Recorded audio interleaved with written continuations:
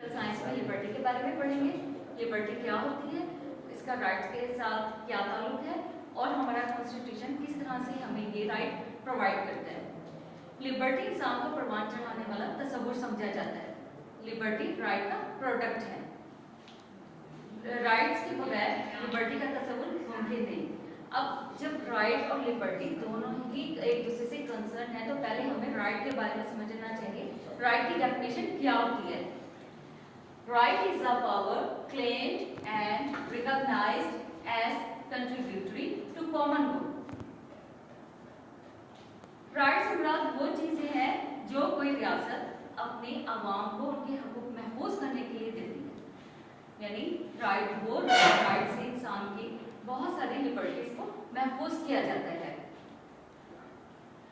जबकि अब राइट ही कैसे कोई रियासत डिटरमिन करती है, सबसे पहले इसके कहते हैं कि जब कोई रियासत मार्ग से वजूद में आती है तो सबसे पहले हुकूमती निज़ाम मरतब किया जाता है। हुकूमती निज़ाम का काम क्या होता है कि वो आवाम के लिए राइट डिटरमिन करे, उनको फंडामेंटल राइट्स प्रोवाइड करे। और ये राइट्स कहाँ लिखे जाते हैं? कॉन्स्टिट्यूशन यानी आइन में लिखे जाते हैं। अब राइट का ताल्लुक डायरेक्ट किससे? लिबर्टी से। राइट होंगे तो हम उन्हें आज़ादी से इस्तेमाल कर सकेंगे। जब राइट ही नहीं मुतय्यन होंगे तो हम लिबर्टी का भी कॉन्सेप्ट कोई नहीं रहेगा। अब लिबर्टी का मीनिंग क्या बनता है? लिबर्टी मीन्स इक्वालिटी और स्टेट ऑफ बीइंग फ्री। यानी लिबर्टी से मुराद है कि इंसान के वो राइट के जिनको वो इजीली आसानी से फ्री माइंड होकर इस्तेमाल कर सकता हो, उसको इम्प्लीमेंट कर सकता हो, उसको लीगली प्रोटेक्शन हासिल हो। अच्छा, इस तरह से अब ये लिबर्टी की कुछ एसेंशियल्स है जिसमें नंबर 1 है कॉन्स्टिट्यूशनल गारंटी ऑफ राइट्स। देखिए, जब कोई रियासत बनती है, जैसे मैंने पहले बताया आपको, गवर्नमेंट का जब निज़ाम कायम होता है तो सबसे पहले उस मुल्क का कोई आइन मुरतब किया जाता है। जब आइन बनता है तो उसमें अवाम के राइट्स को सबसे पहली फोकियत दी जाती है। सबसे पहले अवाम के राइट्स को प्रोटेक्ट किया जाता है। जैसा कि अब हम यहाँ इस मुल्क में हम रह रहे हैं, हम यहाँ इकट्ठे बैठे हैं, हमें राइट ऑफ मूवमेंट भी हासिल है, हमें राइट ऑफ स्पीच भी हासिल है, हमें राइट ऑफ एजुकेशन भी है, हेल्थ भी है, डिफरेंट किस्म के राइट्स हमें हासिल है। अब ये राइट्स हमें मिले कहाँ से? हमारे आइन में प्रोटेक्ट किए, क्योंकि आइन जो है गारंटी देता है। अब राइट्स हमारे हैं, हम उन्हें फ्रीली यूज कर रहे हैं तो वो क्या आ गया? लिबर्टी।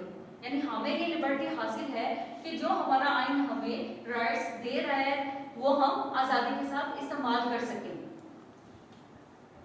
अब इसकी सबसे पहले जो आइन बना था वो बना था यूएसए का। यूएसए का पहला आइन जिसमें अवाम के हकूक दर्ज किए गए। दूसरा नंबर पर फ्रांस ने भी यूएसए के आइन की तरह इंसानी हकूक की लिस्ट मुरतब की। और इसके बाद यूके का कॉन्स्टिट्यूशन, कस्टम, कन्वेंशन और जुडिशल डिसीजन को फॉलो करते हुए मुरतब किया गया। और इसी तरह पाकिस्तान के आइन कॉन्स्टिट्यूशन ऑफ 1973 के आर्टिकल 2 से 28 अवाम को बुनियादी हकूक फराहम करते हैं। किसी आइन में जब राइट्स दर्ज हो जाते हैं तो वो आवाम की लिबर्टी का मुहाफिज बन जाते हैं। यानी जो राइट कॉन्स्टिट्यूशनली हमारे लीगल राइट हो गए ना, प्रोटेक्शन इसलिए मिली, वो राइट है तो हम उन्हें लिबर्टी के साथ इस्तेमाल कर रहे हैं। तो लिबर्टी की डेफिनेशन उन राइट्स के साथ इस तरह से मुंसलिक होगी। नंबर 2 है इंडिपेंडेंस ऑफ जुडिशरी, अदलिया की आज़ादी। अदलिया अगर आज़ाद होगी तो वो सही फैसले करेगी। जाहिर है अदलिया जब है उसके ऊपर मुकर्ररा एग्जीक्यूटिव पावर्स नहीं होंगी। अगर वो आज़ाद नहीं होगी तो मुकर्ररा क्या कहेगी कि जो वो चाहती है उसके फैसले किए जाए, उसके हुक्म के मुताबिक फैसले किए जाए। वो इंडिपेंडेंट ना होकर फैसले ना करे तो आवाम की राइट्स की वायलेशन होती है। क्योंकि सारे देखिए ना, एक जो गवर्नमेंट हुकूमत बनाते हैं, जो पार्टी कोई, उसके जो रिप्रेजेंटेटिव होते हैं वो सारे मिलकर एक पार्लियामेंट बनाते हैं और तमाम तर कानून साजी कहाँ होती है? पार्लियामेंट में। अब पार्लियामेंट में भी जो कानून बन जाता है उस कानून को इतला करने में अदलिया को अगर आज़ादी ना दी जाए तो वो कानून की वायलेशन है और इंसानी हकूक की भी वायलेशन होगी।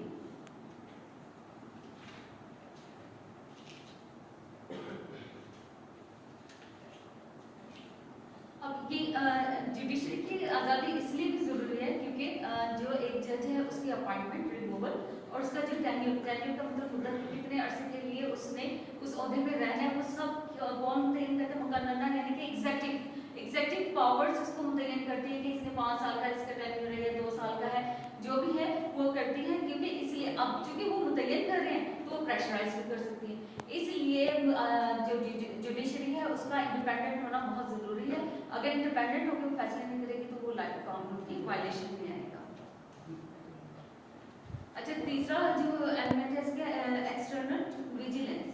According to Laski external vigilance is the price of liberty, यानी ये कीमत है आज़ादी की, ठीक है ना। राइट की अगर वायलेशन होगी तो वो लिबर्टी तो नहीं मिलेगी ना, तो उसकी वो कोई वर्थ ही नहीं रही। नंबर 4 है रूल ऑफ लॉ। रूल क्या होता है? रूल ऑफ लॉ के कानून की बालादस्ती, यानी जो कानून बनाया गया है उसको बिना इम्तियाज, रंग, नस्ल, स्टेटस, अमीर गरीब, किसी भी डिस्क्रिमिनेशन के बगैर तमाम लोगों पर इम्प्लीमेंट करना, यानी तमाम लोगों पर लागू होना। ये ना हो कि कानून गरीबों के लिए तो हो, अमीरों के ऊपर उसकी कोई इम्प्लीमेंटेशन ना हो।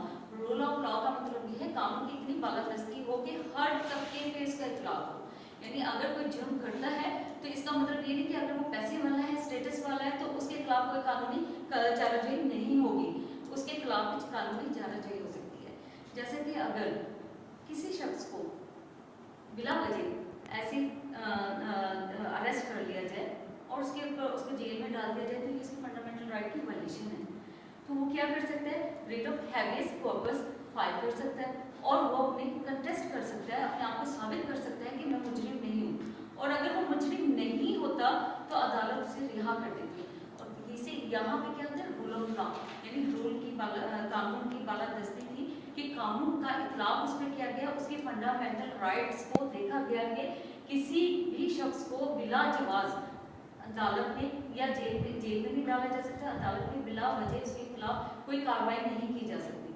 और अगर किसी शख्स के ऊपर कोई इल्ज़ाम है तो बिला ट्रायल के बगैर, यानी कार्रवाई किए बगैर, अदालत की कार्रवाई किए बगैर उसको कोई सजा नहीं सुनाई दी जाएगी। अच्छा, ये जो है इसमें भी, यहाँ पे भी रूल ऑफ लॉ को फॉलो किया जाएगा कि उसमें उसके तमाम उसके फंडामेंटल राइट देखे जाएंगे और जो उस पर एलिगेशन लिखी है उससे रिलेटेड कानून को भी देखा जाएगा।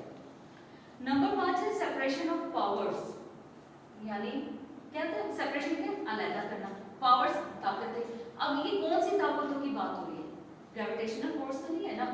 पावर्स कौन सी है? जब कोई रियासत बनती है उसमें 3 पावर्स पर पावर्स होती है ना, कौन कौन सी? एग्जीक्यूटिव, जुडिशरी और लेजिस्लेटिव, ठीक है ना। लेजिस्लेटिव जैसे कानून बनाती है, जुडिशरी इत्तलाक करती है, और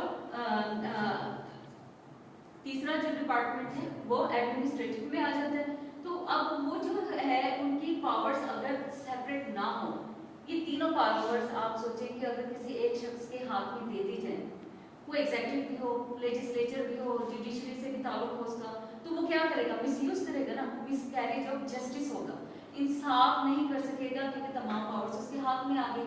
इसलिए एक कॉन्स्टिट्यूशन में आप पढ़ेंगे, एक 2 टर्म्स होती हैं, एक सेपरेशन ऑफ पावर, एक होता है चेक एंड बैलेंस, कि अगर किसी को कोई पावर दी तो दूसरी अथॉरिटी इसके ऊपर चेक एंड बैलेंस रखती है। उसके ऊपर चेक एंड बैलेंस होता है, कोई भी अथॉरिटी अपने अख्तियारात को, अपने जो हदूद हैं उनसे ज़्यादा इस्तेमाल नहीं कर सकती। चेक एंड बैलेंस और सेपरेशन ऑफ पावर्स, इन दोनों असूल को पाबंदी करनी पड़ती है। अच्छा, इसके बाद है डेमोक्रेसी। डेमोक्रेसी क्या होती है? कि अवाम में से किसी नुमाइंदे को मुंतखब करना।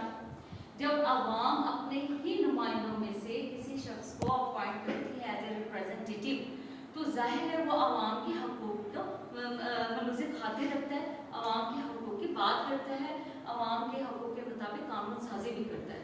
तो डेमोक्रेसी को इसलिए पसंद किया जाता है क्योंकि वो रिप्रेजेंटेटिव ऑफ पीपल होता है और लोग अपने थ्रू इलेक्शन उसको इलेक्ट करके लेके आते हैं। तो इसलिए उन्हें ये नहीं होता कि अवाम के हकूक़ को वो पासदारी ना रखे, अवाम के हकूक़ की बात ना करे।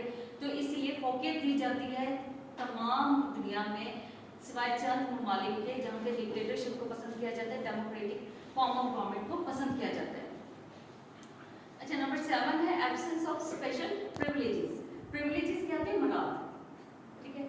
अब यहाँ पे हम बात कर रहे हैं लिबर्टी की, हमारे हकूक़ तो मुतय्यन हो गए, अब हम उन हकूक़ को इस्तेमाल कर रहे हैं, आज़ादी होनी चाहिए हमें उन्हें आज़ाद इस्तेमाल करने की। अब क्या है कि जब डेमोक्रेसी होती है या कॉन्स्टिट्यूशन हमारे राइट प्रोटेक्ट करता है, तो वहाँ पे जो जिन लोगों को स्पेशल प्रिविलेज नहीं दिए जाते कि ये जो हक है ये अमीर लोगों का है, गरीब लोगों का नहीं है, यानी ये जो प्रिविलेज है ये खत्म कर दिया जाता है। इसमें कोई डिस्क्रिमिनेशन नहीं आती, अमीर गरीब छोटे बड़े नर रंग नस्ल किसी किस्म की कोई डिस्क्रिमिनेशन नहीं होती। तो किसी को कोई मराद इस किस्म की नहीं होती। वो जो प्रिविलेजेस हम डिप्लोमेट और उनके पढ़ते हैं वो स्पेशल प्रिविलेजेस होते हैं, वो कुछ और होते हैं।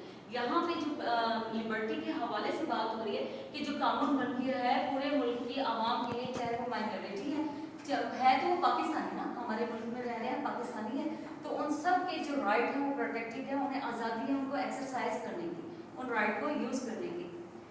नंबर 8 है डिसेंट्रलाइजेशन ऑफ पावर। डेमोक्रेसी का मतलब सिर्फ ये नहीं कि सिर्फ पार्लियामेंट या हुकूमत नहीं होता, और ना ही ये सिर्फ फॉर्म ऑफ गवर्नमेंट है, बल्कि ये जिंदगी गुजारने का तरीकाकार है। और आवाम हुकूमती मामलात में अपनी राय दे सकती है। किस तरह से दे सकती है? क्योंकि डेमोक्रेसी में जो रिप्रेजेंटेटिव है वो आवाम में से है, इसलिए वो अपनी राय दे सकते हैं कानून साजी में। और आप लोगों ने पढ़ा होगा कि पार्लियामेंट में भी जब कानून साजी होती है, कोई कानून बनता है तो उसमें 2/3 मेजोरिटी का होना जरूरी है, उसके बगैर वो भी कानून नहीं बन सकता।